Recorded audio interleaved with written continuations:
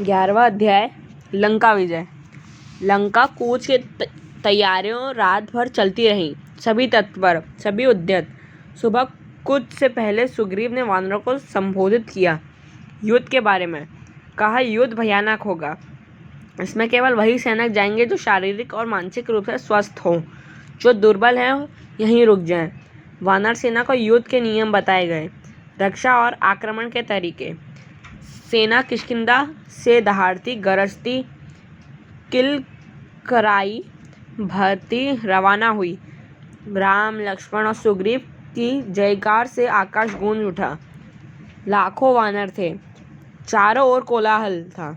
वे पेड़ों पहाड़ों को रौंदते चले आ रहे थे। इसका नेतृत्व नल कर रहे थे सुग्रीव के सेनापति जामवंत, और हनुमान सबसे पीछे थे। यह सेना की रणनीति का हिस्सा था। दिन रात चलकर सेना ने महेंद्र पर्वत पर डेरा डाला, वही पर्वत जहां से हनुमान ने छलांग लगाई थी। समुद्र निकट ही था। पर्वत पर सेना का ध्वज लगाया गया, तंबू लगे, पताकाएं हवा में लहरा रही थी। उधर लंका में खलबली मची हुई थी। राक्षसों में बेचैनी थी। उसके मन में डर बैठ गया था राम की शक्ति को लेकर। जिसका दूत लंका में आग लगा सकता है, वह स्वयं कितना शक्तिशाली होगा। नगर में चर्चा का विषय यही था, लेकिन रावण इससे अनभिज्ञ था। उसे कौन बताता, किसी में इतना साहस नहीं था। ये चर्चाएं विभीषण ने सुनी। नगर की हताशा उनसे देखी नहीं गई। ऐसी हताश सेना युद्ध नहीं कर सकती, उसकी पराजय निश्चित है। वे रावण के पास गए, उसे सही स्थिति बताने, समझाने। राम से युद्ध न किया जाए। उन्होंने कहा, सीता को लौटा दे, सबका कल्याण इसी में है। सीता मिल जाएगी तो वे आक्रमण नहीं करेंगे। रावण ने विभीषण की बात अनसुनी कर दी। उन्होंने अपने कक्ष से निकाल दिया। क्रोध में वह स्वयं भी उठकर चल पड़ा, सब सभा कक्ष की ओर। उसे राम के समुद्र तट पर पहुंचने का समाचार मिल चुका था। सैनिकों ने राम की सेना की पताकाएं दूर से देख ली थी। विभीषण रावण से पीछे चलते रहे, बोलते रहे, सीता आपके गले में बंधा सांप है, वह आपको डस लेगा। यह संकेत महाविनाश के हैं। मैं अब भी कहता हूँ, सीता को लौटा दीजिए, लंका बच जाएगी। तुम मेरे भाई नहीं, शत्रु हो, मेरे शत्रु के शुभ चिंतक हो। रावण का क्रोध भड़क उठा। निकल जाओ यहाँ से, मुझे तुम्हारी साथ नहीं चाहिए। रावण सभागार की ओर मुड़ गया, विभीषण पीछे। दोनों के रास्ते अलग हो गए। विभीषण उसी रात लंका से निकल गए, 4 सहायकों के साथ। उन्होंने राम के पास जाना ठीक समझा। समुद्र पार राम के शिविर में अचानक खलबली मची। एक वानर चिल्लाकर सबको सावधान कर रहा था, हमारे शिविर में राक्षस आ गए हैं। विभीषण कुछ दूर खड़े थे। वानरों ने उन्हें सुग्रीव के सामने पेश किया। वानरराज, मैं लंका के राजा रावण का छोटा भाई हूँ। मैं राम की शरण में आया हूँ, आप मुझे उनके पास पहुँचा दे। विभीषण के चेहरे पर डर नहीं था, विश्वास था। शब्दों में षड्यंत्र नहीं था, कातरता थी, याचना थी। सुग्रीव को उनकी बात पर फिर भी भरोसा नहीं हुआ। मेरा नाम विभीषण है, रावण ने मुझे लंका से निकाल दिया। मैंने उनसे सीता को लौटाने की बात कही थी। क्रोध और अहंकार में चूर रावण ने मुझे सभा में अपमानित किया। मैं प्राण बचाकर आया हूँ, एक बार राम से मिलवा दे, मैं उनसे कुछ कहना चाहता हूँ। सुग्रीव राम के पास गए। मन में शंका अब भी थी। अंगद भी उससे संदेह की दृष्टि से देख रहे थे। राम ने बात सुनी और कहा, हमें विभीषण को स्वीकार करना चाहिए। मैं शरण में आए व्यक्ति को कभी निराश नहीं करता, यह मेरी नीति है। विभीषण को आदर से अंदर लाइए। विभीषण राम के पास पहुंचे। राम ने उनका सत्कार किया, लंका का समाचार पूछा। जल्दी ही विभीषण राम के विश्वास पात्र बन गए। उन्होंने लंका की बहुत सी जानकारी राम को दी। रावण और उसके योद्धाओं की शक्ति के बारे में बताया। कहा, रावण पर विजय प्राप्त करने के लिए बल और बुद्धि दोनों की आवश्यकता है। विभीषण, तुम चिंता मत करो, राक्षस मारे जाएंगे, लंका की राजगद्दी तुम्हारी होगी, भविष्य तुम्हारा है। राम ने कहा। राम की सेना के सामने एक बड़ी चुनौती थी, समुद्र। उसे कैसे पार करें? राम ने समुद्र से विनती की, 3 दिन बैठे रहें कि समुद्र रास्ता दे दे। वो नहीं माना तो राम को क्रोध आ गया। राम को क्रोध देखते हुए समुद्र ने उन्हें सलाह दी, आपकी सेना में नल नाम का एक वानर है, वह पुल बना सकता है। उसके वानर सेना पर उतर जाएगी।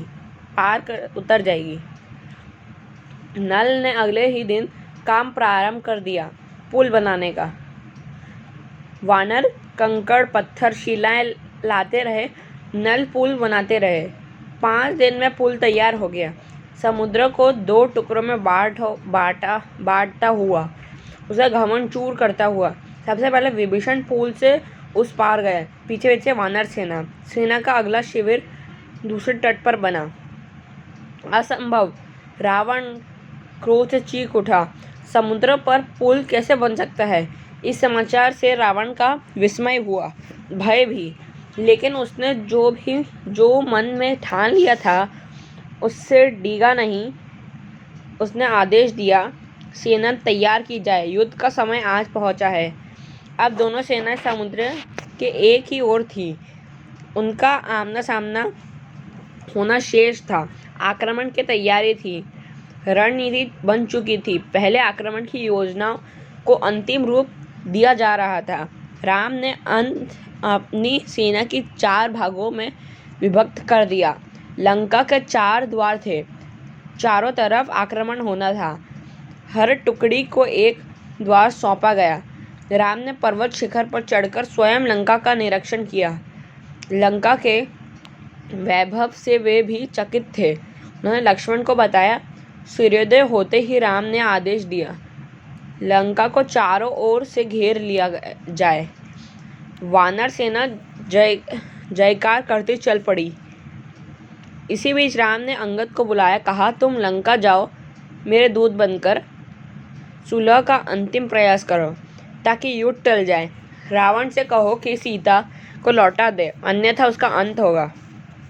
अंगद ने ऐसा ही किया, पर रावण नहीं माना। राम का संदेश सुनकर रावण क्रोधित हुआ और कुछ राक्षसों ने उन पर आक्रमण किया। अंगद वहां से निकल भागे। राम के पास पहुंचे, कहा, रावण को कोई पश्चाताप नहीं है, वह हमारे साथ सुलह के लिए तैयार नहीं है, युद्ध चाहता है। अब युद्ध ही एकमात्र विकल्प है। वानर युद्ध के लिए तैयार थे, राम के आदेश की प्रतीक्षा में थे। आदेश मिलते ही उन्होंने लंका पर चढ़ाई कर दी। उधर रावण के आदेश पर उसकी सेना निकल पड़ी। राक्षस उतावले थे, चीत्कार कर रहे थे। रावण के जय घोष से लगा कि आसमान फट जाएगा। वे दौड़े और वानर सेना पर टूट पड़े। भयानक युद्ध हुआ। हर और दहला देने वाला शोर, हाथियों के चिंगाड़, घोड़ों की हिनहनाहट, रथों की सरसराहट, कोलाहल। रथ हवा से बातें कर रहे थे, तलवारें खींच गई थी, बाणों से आसमान भर गया था, भाले उड़ रहे थे। दोनों ओर के कई वीर मारे गए। रावण के अनेक पराक्रमी राक्षस ढेर हो गए। धरती लाल हो गई थी। शत विक्षत शव बिखरे थे। कराहते घायलों की ओर किसी का ध्यान नहीं था। शाम होने को थी। मेघनाद ने राक्षस सेना को पीछे हटते देखा। उसने अपने सैनिकों को ललकारा, आगे बढ़ो, हम विजय के करीब हैं। मेघनाद ने सेना का नेतृत्व संभाल लिया। राक्षस उत्साह से आगे बढ़े। मेघनाद की दृष्टि राम लक्ष्मण पर थी। वह छिपकर युद्ध करता था, मायावी था, किसी को दिखाई नहीं पड़ता था। उसके बाण राम और लक्ष्मण को लग गए। दोनों वहीं मूर्छित होकर गिर पड़े। मेघनाद ने समझा काम हो गया। उसने दोनों भाई को मृत समझ लिया। वह मैदान छोड़कर महल की ओर दौड़ा, रावण को इसकी सूचना देने। रण क्षेत्र में वानर राम लक्ष्मण के पास एकत्र हो गए। वे चिंतित थे, अशुभ की आशंका से। विभीषण ने दोनों का उपचार कराया। उनकी मूर्छा टूटी। वे खड़े हुए तो वानर दल हर्ष ध्वनि करने लगा। अगले दिन युद्ध के लिए तैयार। रावण की सेना के महाबली एक एक कर मारे जा रहे थे। धूम्राक्ष मारा गया, वृषध्वज धरती पर गिर पड़ा, अकंपन कुचल कर मारा गया, प्रहस्त को नील ने ध्वस्त कर दिया। रावण को इसकी सूचनाएं मिलती रही। वह घबरा गया। वह हड़बड़ाकर उठा और स्वयं कमान संभाल ली। पहली मुठभेड़ में वह लक्ष्मण पर भारी पड़ा, लेकिन राम के बाणों ने उसके मुकुट धरती पर गिरा दिया। वह लज्जित होकर लौट गया। अब तक रावण को राम की शक्ति का कुछ अनुमान हो गया था। जब उसे कोई और रास्ता नहीं सूझा तो उसने कुंभकर्ण को जगाया। वह महाबली था, पर 6 महीने से सोता था। कुंभकर्ण दुर्ग से बाहर आया। उसे देखते ही वानर सेना में खलबली मच गई। वे उसे रोकने में अक्षम थे। उसने हनुमान और अंगद को घायल कर दिया।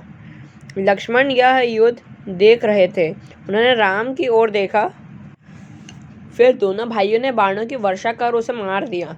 कुंभकर्ण रणभूमि के अंक में सो गया, सदा के लिए। रावण निराश हो गया। कुंभकर्ण पर उससे गर्व था। वह उसे अपना दाहिना हाथ मानता था।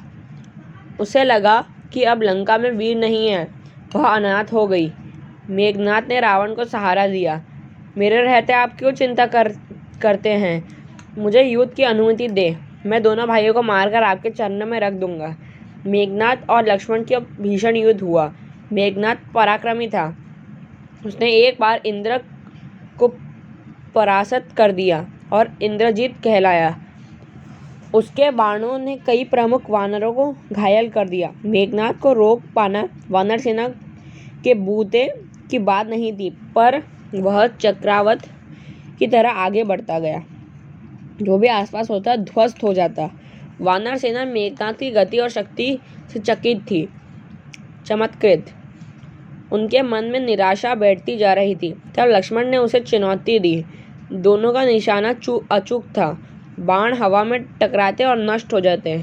अचानक लक्ष्मण का एक बाण उसे लगा। वह घायल हो गया, झुक गया। लक्ष्मण ताबड़तोड़ बाणों की बरसात कर दी। आगे बढ़ना कठिन था। मेघनाद पीछे मुड़ा, महल की ओर भागा। लक्ष्मण ने कुछ देर तक उसका पीछा किया, फिर रुक गए। मेघनाद महल में घुस गया। लक्ष्मण को महल की संरचना नहीं पता थी, रास्ता नहीं मालूम था। विभीषण लक्ष्मण की दुविधा समझ गए। उन्होंने एक गुप्त मार्ग दिखाया। शेष काम आसान था। मेघनाद महल में ही मारा गया। अपने ज्येष्ठ पुत्र की मृत्यु से रावण एकदम टूट गया, विलाप करने लगा, मूर्छित हो गया। होश आया तो उसकी दशा पागलों जैसी थी। क्रोध से बिलबिलाता हुआ। लंका अनाथ हो गई। अब उसका कोई सहारा नहीं। अब मैं स्वयं रण क्षेत्र में जाऊंगा। लक्ष्मण के साथ वानर सेना भी महल में प्रवेश कर गई थी। उनके हाथों में जलती हुई मशालें थी। वानरों ने लंका में जहाँ तहाँ आग लगा दी, अन्न भंडार फूंक दिए, शस्त्रागार जला दिया। मारकाट मच गई। जो भी सामने पड़ा मारा गया।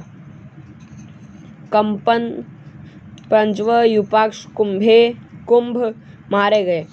हनुमान ने निकुंभ, देवांतक और त्रिशिरा को मौत की नींद सुला दिया। अंगद ने नरांतक का काम तमाम कर दिया। लक्ष्मण ने अतिकाय का सिर काट डाला। राक्षस सेना भाग खड़ी हुई। रावण के पास अब कोई विकल्प नहीं था। युद्धानंद हुआ। अकेला बचा रावण युद्ध के लिए निकला, फुफकारते हुए, फन कुचले सांप की तरह। वह जिधर मुड़ता भगदड़ मच जाती। वानरों को भागते देख लक्ष्मण आगे आए, धनुष बाण लिए। रावण के सामने अब एक दीवार की तरह खड़े हो गए। थोड़ी ही देर में विभीषण वहां पहुंच गए। इसके बाद उनके सामने रावण की एक न चली। विभीषण को राम की सेना में देख रावण उबल पड़ा। उसके लिए यह देशद्रोह था, छोटे भाई का विश्वासघात। उसने विभीषण पर निशाना लगाया। लक्ष्मण ने वह बाण बीच में ही काट दिया। उसने दूसरा घातक बाण चलाया। इस बार लक्ष्मण बीच में आ गए। विभीषण ने पीछे छिपा लिया। बाण लगते ही लक्ष्मण अचेत हो गए, गिर पड़े। राम ने यह देखा, उनकी आंखें क्रोध से लाल हो गई, आग बरसने लगी। उन्होंने लक्ष्मण को सुग्रीव की निगरानी में छोड़ा और रावण को चुनौती दी। कहा, रावण, काल तुझे मेरे सामने ले आया है।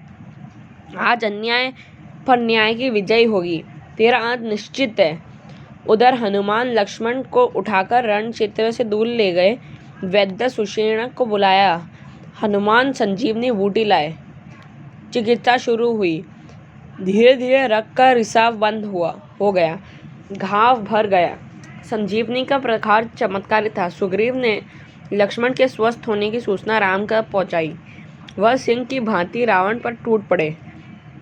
राम रावण युद्ध भयानक था। शस्त्रों की गति से कपा देने वाली ध्वनियाँ निकल रही थी। हवा थम गई थी। सूरज बादलों के पीछे छिप गया था।